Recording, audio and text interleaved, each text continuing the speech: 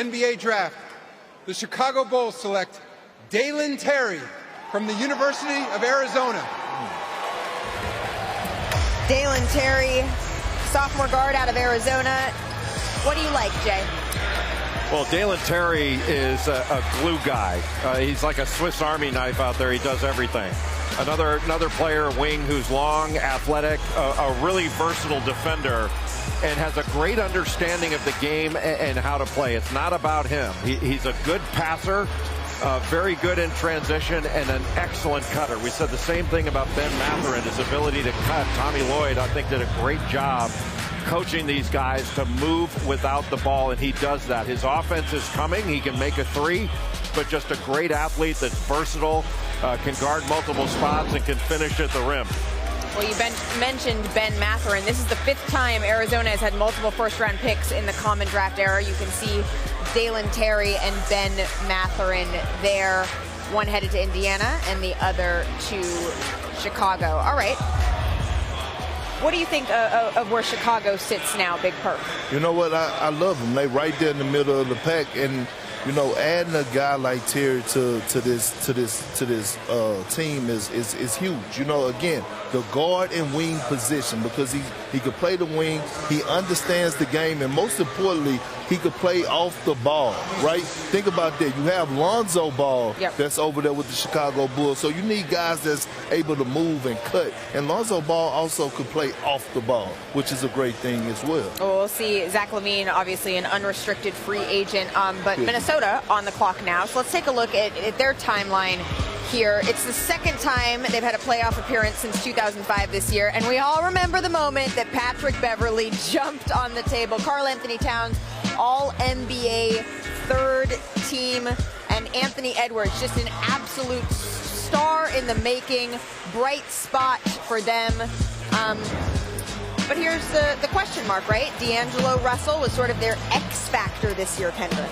I mean, yeah, he has his moments, but not in the postseason. Look, when you think of the Minnesota Timberwolves, and there's no disrespect to D'Angelo Russell, he's a hell of an NBA player. But the Timberwolves belong to Anthony Edwards, okay? Anthony Edwards, and then Karl Anthony Towns, and then you fill in the gaps. And there's no disrespect to D'Lo. I think he'll be a perfect fit somewhere else, just not alongside those guys in Anthony. Have you seen Hustle yet? It was pretty good. Anthony Edwards is good in it. I mean, he's good at everything he does. I was a fan.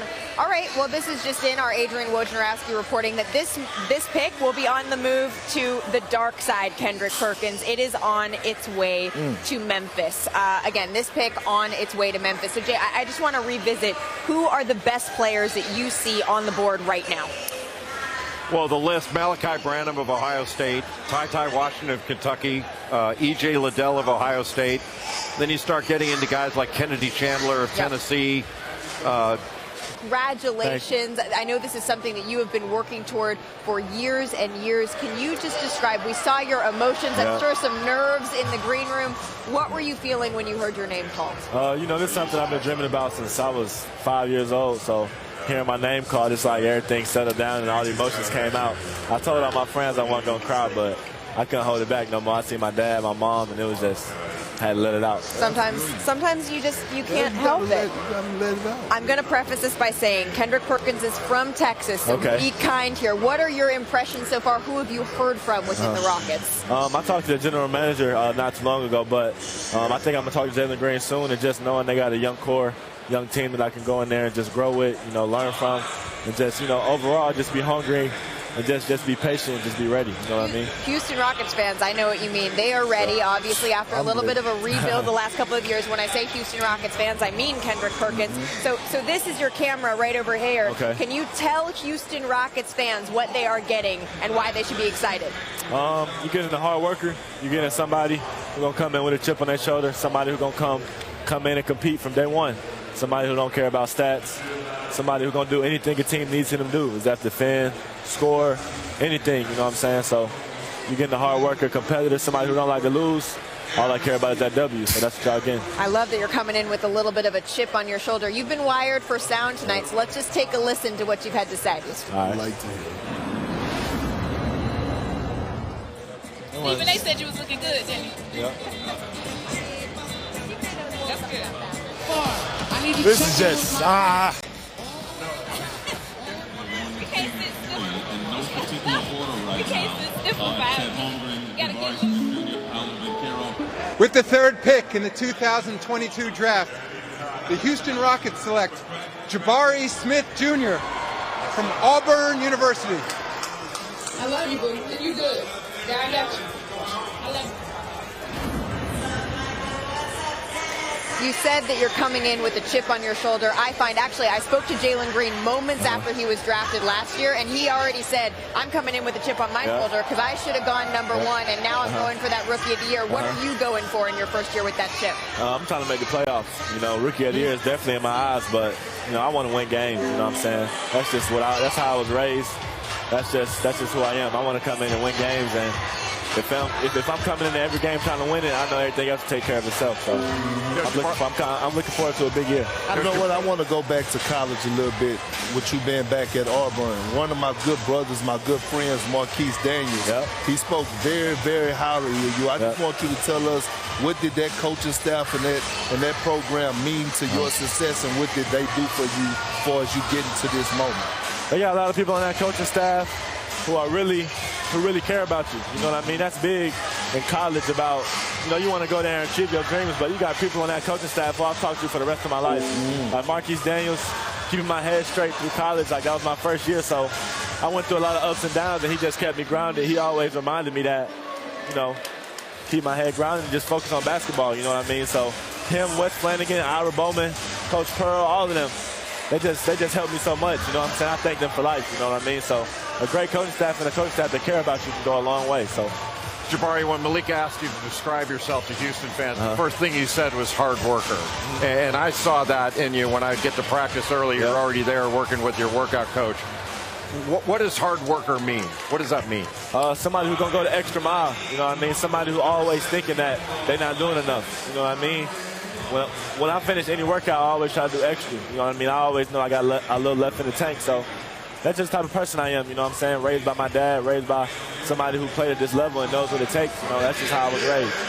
You know what? I want to talk about the impact, right, and the impact that your father had on you. Like the pressure of being being the son of a father that played in the NBA. How did you handle that growing up and, embrace it as well?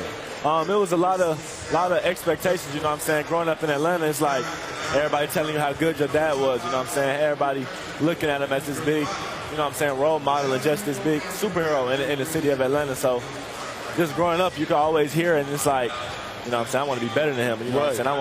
I want to do more than him. So that was just always what I wanted to do, and that's what he wanted too. So we just put it together, and he always raised me to just play the right way. You know what I'm saying? I always play that for the love of the game and just enjoy it. That's what he got out of. So he always tried to drill it in my head just to have fun with it, and that's where my hard work ethic comes from, and just overall because I love the game. You know what I'm saying? So.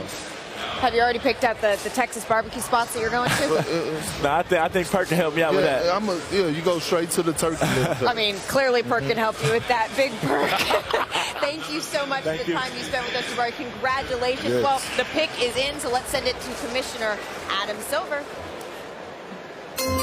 With the 17th pick in the 2022 NBA Draft, the Houston Rockets select Tari Eason from Louisiana State University.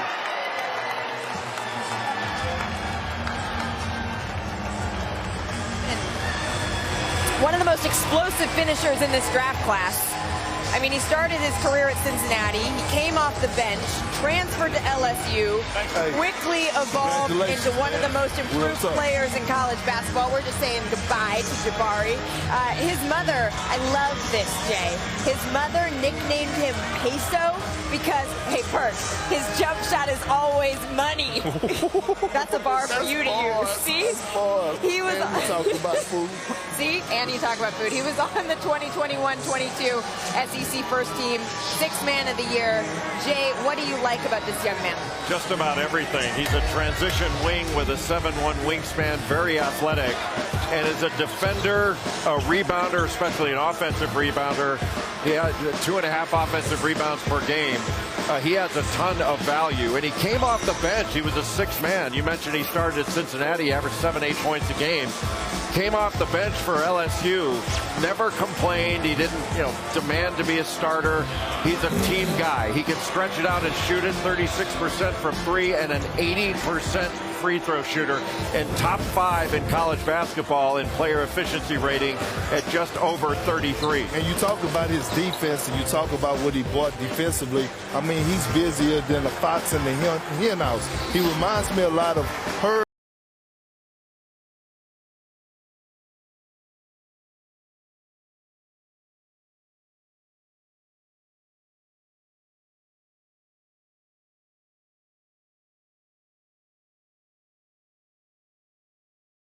House. Let's take one more look at his handshake, grabbing the hat. Yeah, that is a jacket and that is a chain. Them Shaking young hands boys with showing Commissioner out Adam tonight. Silver. You think you want a suit like that? I mean, let me drop a few. All right. Well, let's take a look at the 3 to watch, brought to you by Google Pixel, Jay. Well, 3 guys to watch.